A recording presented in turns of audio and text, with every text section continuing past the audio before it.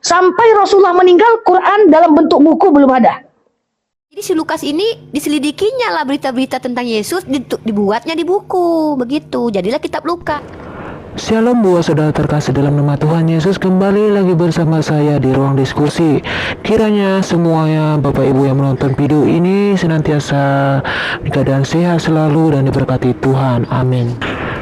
Video kali ini saya ingin menampilkan cuplikan narasinya Uniripa terhadap penulisan Injil Lukas, dan juga saya akan membandingkan dengan cuplikan video seorang ustazah menjelaskan tentang penulisan Al-Quran.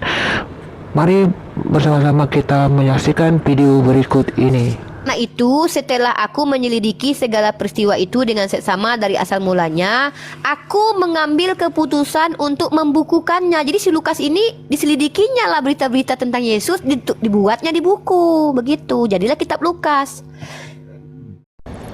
Jadi Bapak Ibu, di sini saya ingin meluruskan kekeliruannya Ibu Ripa ya, di mana Lukas pasal yang pertama menceritakan bahwa Rasul Lukas ini menuliskan surat kepada seorang pembaca yang bernama Theophilus.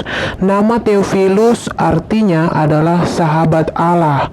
Dia menuliskan surat ini kepada Theophilus dan juga kepada sahabat Allah yang lain. Nah, Bapak Ibu sekalian, di sini Lukas mengadakan penyelidikan yang seksama. Dia bertemu dengan saksi-saksi mata langsung dan para pelayan firman yang pada waktu itu merupakan rasul-rasul Tuhan Yesus Kristus yang menjadi saksi mata, saksi hidup dari apa yang telah dilakukan Tuhan Yesus hingga proses penyaliban di kayu salib sampai dia bangkit dari kematian dan naik ke sorga. Lukas juga mengadakan penyelidikan yang seksama, teliti, sistematis dari kitab Kejadian sampai kitab Wahyu dan kitab-kitab sejarah yang lain, dan dia juga mengadakan penelitian yang cermat dari berbagai macam sumber. Untuk apa Lukas melakukan semuanya itu? Lukas 1 ayat 4 berkata, supaya engkau dapat mengetahui bahwa segala sesuatu yang diajarkan kepadamu sungguh benar. Jadi tujuan Lukas adalah memberikan bukti kepada Theophilus dan kita semua para pembaca kitabnya bahwasanya dia tidak hanya sekedar berkata-kata tanpa bukti yang jelas. Nah, mari kita bandingkan tentang penjelasan Al-Quran, penjelasan penulisan Al-Quran. Apakah benar atau sesuai apa yang dikatakan Uniripa ini? Mari kita saksikan video berikut ini. Sampai Rasulullah meninggal, Quran dalam bentuk buku belum ada. Ini ilmu nih, ini penting ya. Sampai Rasulullah meninggal, Quran dalam bentuk buku yang ibu baca itu belum ada. Setelah Rasulullah meninggal, digantikan kepemimpinan oleh Abu Bakar. Ya, ketika digantikan kepemimpinan oleh Abu Bakar, Quran yang ibu punya sekarang itu juga belum ada. Quran masih ada di otak orang-orang yang menghafalnya, para hafiz dan hafizah. Oke? Setelah Abu Bakar kemudian meninggal dunia, kepemimpinan digantikan oleh Umar bin Khattab. Belum ada Quran yang ibu baca, belum ada. Pada masa Utsman bin Affan lah.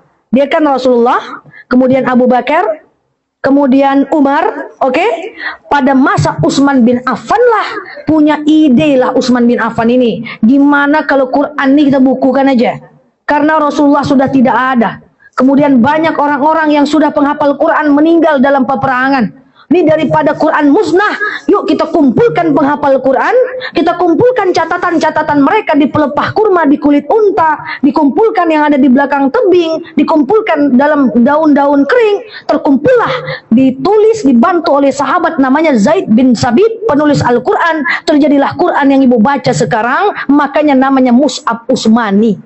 Kenapa namanya Mushaf Utsmani? Karena itu muncul ide Utsman bin Affan yang membukukannya, bukan Rasulullah yang membukukannya. Makanya kan seringnya Mushaf Utsmani ya. Utsmani itu maksudnya itu mushaf dibukukan pada masa Utsman bin Affan. Tuang. Saya sangat mendukung sekali tentang pernyataan seorang ustazah ini. Dia berkata benar bahwa Quran yang dihafal itu masih ada di dalam otak si penghafal. Di saat Muhammad meninggal sampai saat ini Quran belum berbentuk buku, katanya belum ada. Jadi saudara-saudara semuanya, kata Ustazah tadi bahwa Quran yang ada di zaman Utsman tidak ada sampai sekarang, masih ada di dalam otak-otaknya si penghafal. Manakala si penghafal pun sudah ada yang meninggal ya, dan sebagian telah menuliskan, tetapi Quran yang dipakai sampai saat ini itu adalah Quran keluaran tahun 1924 di Kairo, Mesir.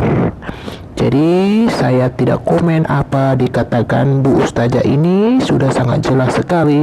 Mari kita berpikir ya, jangan suka-suka mengklaim bahwa mengatakan Al-Quran itu adalah mujizat Muhammad ya, jatuh dari langit ke debu ke goa ya. Jadi mari kita berpikir mana firman Allah, mana firmannya Muhammad. Oke saudara terkasih, sampai di sini dulu video saya.